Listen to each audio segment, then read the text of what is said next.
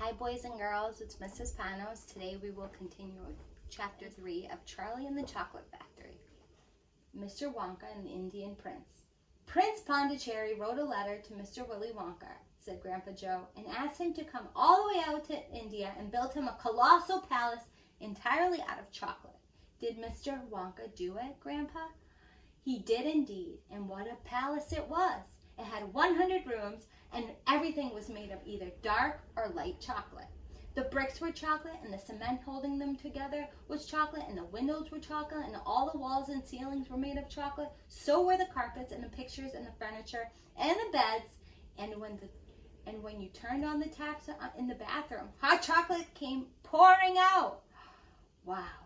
When it was all finished, Mr. Wonka said to Prince Pondicherry, "I warn you, though, it won't last very long, so you better start eating it right away." "Nonsense," shouted the prince. "I'm not going to eat my palace. I'm not even going to nibble the staircase or lick the walls. I'm going to live in it." But Mr. Wonka was right, of course, because soon after this there came a very hot day with a boiling sun, and the whole palace began to melt. And then it sank slowly to the ground, and the crazy prince, who was dozing in the living room at the time, woke up to find himself swimming around in a huge brown sticky lake of chocolate. Little Charlie sat very still on the edge of the bed, staring at his grandfather. Charlie's face was bright and his eyes were so stretched wide you could see the whites all around. "Is all this really true?" he asked, "or are you pulling my leg?" "It's true," cried all four of the old people at once. "Of course it's true. Ask anyone you like." "And I'll tell you something else that's true," said Grandpa Joe. And now he leaned in closer to Charlie and lowered his voice to a soft, secret whisper. "Nobody ever comes out."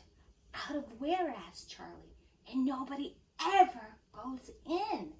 "In where?" cried Charlie. "Wonka's factory, of course." "Grandpa, what do you mean?"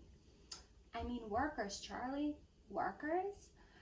"All factories," said Grandpa Joe, "have workers streaming in and out of the gates in the mornings and evenings except Wonka's. Have you ever seen a single person going into that place or coming out?" Little Charlie looked slowly around at each of the four old faces, one after the other, and they all looked back at him. They were friendly, smiling faces, but they were also quite serious. There was no sign of joking or leg pulling on any of them. "Well, have you?" asked Grandpa Joe. I really don't know, Grandpa," Charlie stammered.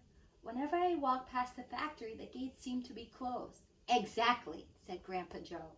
"But there must be people working there." "Not people, Charlie. Not ordinary people, anyway." "Then who?" cried Charlie. "Aha! That's it, you see. That's another Mr. Willy Wonka's cleverness." "Charlie, dear," Mrs. Bucket called out from where she was standing by the door, "it's time for bed. That's enough for tonight." "But Mother, I must hear." "Tomorrow, my darling." "That's right," said Grandpa Joe. "I'll tell you the rest of it tomorrow evening."